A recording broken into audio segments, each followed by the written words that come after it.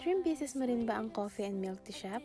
Hi guys, it's me Dayan, owner of Dayanara Cafe. So paano nga ba nagsimula ang lahat? So let me tell you a short story. Nagsimula ako online and then eventually nagkaroon ako ng pwesto which is 17 square meter na ang kasya lang po sa loob ay around 8 to 9 persons. Sobrang sikip niya na at ang init niya na talaga sa loob. And then my next branch naman is Al Fresco. So ito naman is nakakatuwa dahil marami na kami na-accommodate. Nakakatuwa din dahil sa community namin napaka-supportive na kilala agad kami. And then after ilang months ay nagkaroon naman kami ng franchisee. So ayan, dineliver din namin siya door to door and meron ding site training. Then after ilang months naman ay nagkaroon kami ng collaboration with Tambayan Spot na located sa Camarin, Caloocan. So guys, nakakatuwa lang dahil unti-unti ay natutupad ko na at napapakita ko ang advocacy ng Dayanara Cafe which is tumulong sa mga negosyante at sa mga gusto pang magsimula magnegosyo.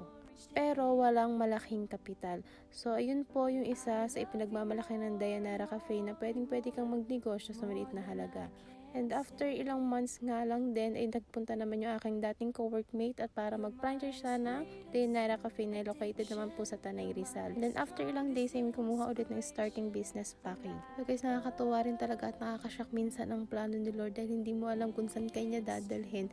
So eto, naglipat na kami sa mas malaking area which is ma-accommodate namin ang mas marami pa pong mga customer.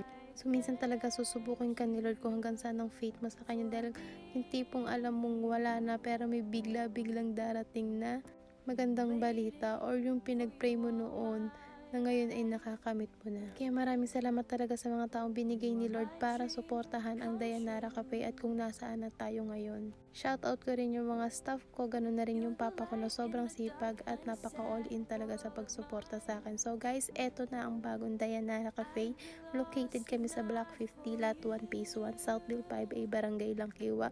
So ayun guys, pasok kayo sa munti naming craving station. Kaya kung ikaw ay nangangarap, wag mong titigilan ng pagpipray kay Lord at syempre ang paggawa dahil hindi kanya bibiguin. So yun lang guys, kita-kits tayo and God bless.